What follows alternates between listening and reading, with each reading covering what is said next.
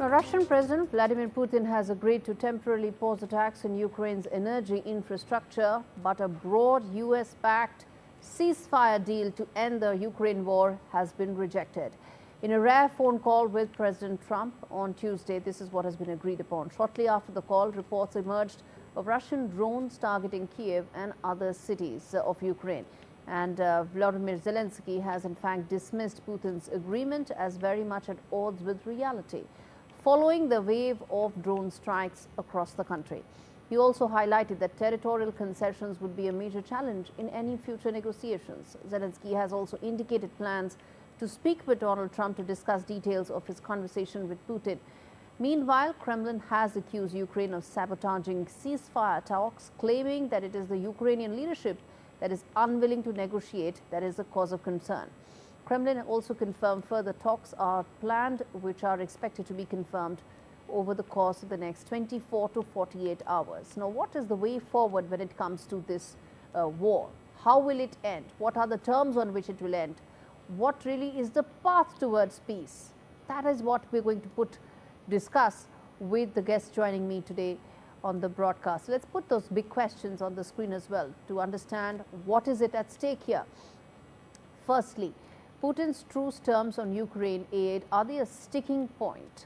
The second key question that I will pose to the guests is Trump and Putin, are they making contradictory claims in terms of who said what is the position, and what's the way forward? Will Donald Trump yield to Russia's demands to reach truce?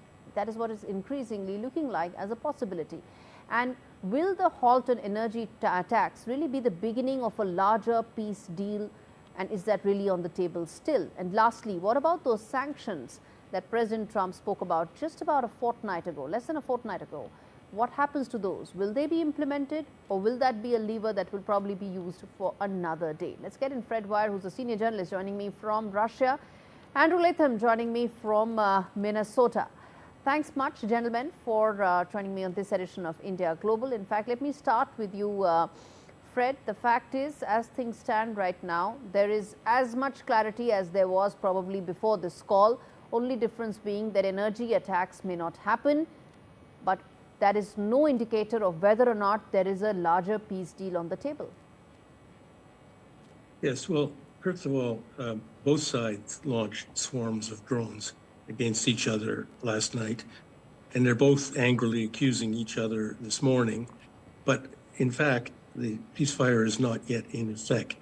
Its terms and conditions haven't been settled, so that will happen in Riyadh on Sunday. And how these things normally work is they hammer out the terms, and then they set a day and an hour when the ceasefire will officially begin. That hasn't happened yet. So much of this talk about today is pointless. I don't know. I'm a glass half full kind of guy. I think that Putin agreeing to a partial ceasefire is progress. Of course, it is a ceasefire in an area where they both will benefit, because both Russia and Ukraine have suffered terribly from these infrastructure attacks. Russia against Ukraine's electricity grid, Ukraine against Russian oil refining and storage capabilities. So it's not a terribly dramatic step. A lot depends on what is being hammered out under the carpet, and that we don't know. Okay, Professor Andrew, how confident are you, how optimistic are you that a peace deal is still on the table?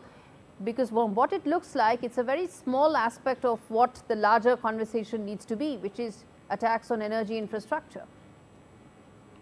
Well, I'm a glass entirely empty kind of guy, unlike my colleague here. I don't see, you have to differentiate between a short-term ceasefire and a permanent peace. Short-term ceasefire is problematic in and of itself. President Putin knows that his forces are winning. They've pushed the Ukrainians out of the Kursk salient. They're making slow but steady progress in Donetsk, in the broader Donbass, in fact. He knows so he's winning this war. they've got the military momentum with them. They've managed to get some sort of a reprieve, but they've been able to ensure that nothing major in terms of a larger discussion is on the table, which means that the military momentum can continue, allowing President Putin to probably come back on a table at a time when he'll have more leverage against Ukraine. Yes, and if we look beyond any kind of 30-day ceasefire and we look at the basis for a durable long-term peace, there's almost no common ground. The Russians are going to insist on not just holding the territory they have, but getting all of those 4 oblasts, all of those territories which are embedded in the Russian constitution.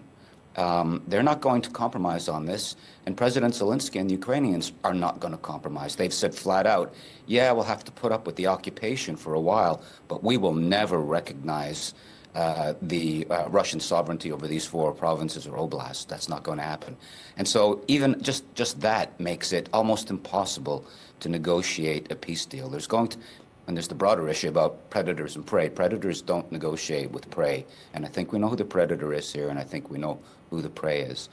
Fred, you want to come in there? You want to come in on the fact that what happens to these territories, and that is really the sticking point, isn't it? It's not intel, it's not aid, it is those territories.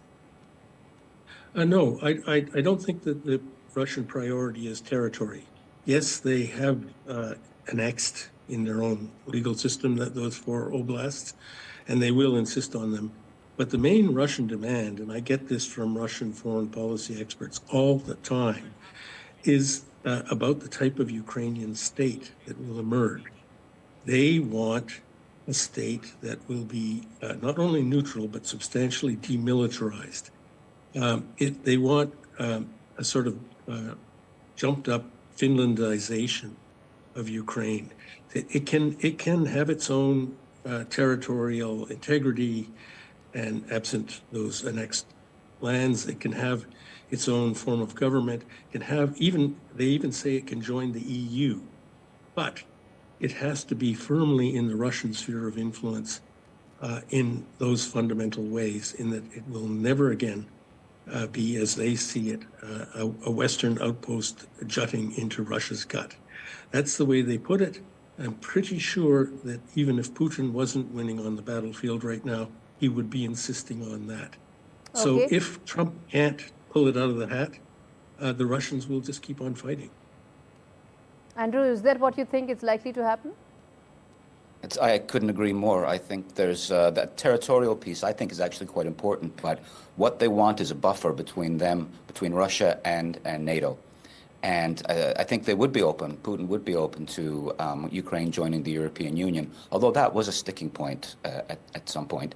But NATO is absolutely not on the table. And you know what? NATO's own rules don't allow a state to join NATO if they have disputed borders. So that's a non-starter. Some of the other adjacent issues are whether there'll be French or British boots on the ground to reassure the Ukrainians in any kind of peace agreement. Putin has said absolutely no. Zelensky has said, yeah, we'd really like somebody to be here to back us up. And if it's not the Americans, it's going to have to be the Europeans. But I guess I don't see, even if I can concede the possibility of some kind of truce and ceasefire, I just don't see the prospect of reconciling the irreconcilable, which has to do both with territory and also with Ukraine's place in that part of the world. All right. So as things stand right now, peace, any negotiated settlement is a long way off, and it's anybody's guess as to how long it will take for all parties to get there. Thank you so much, gentlemen, for joining me in this edition of India Global.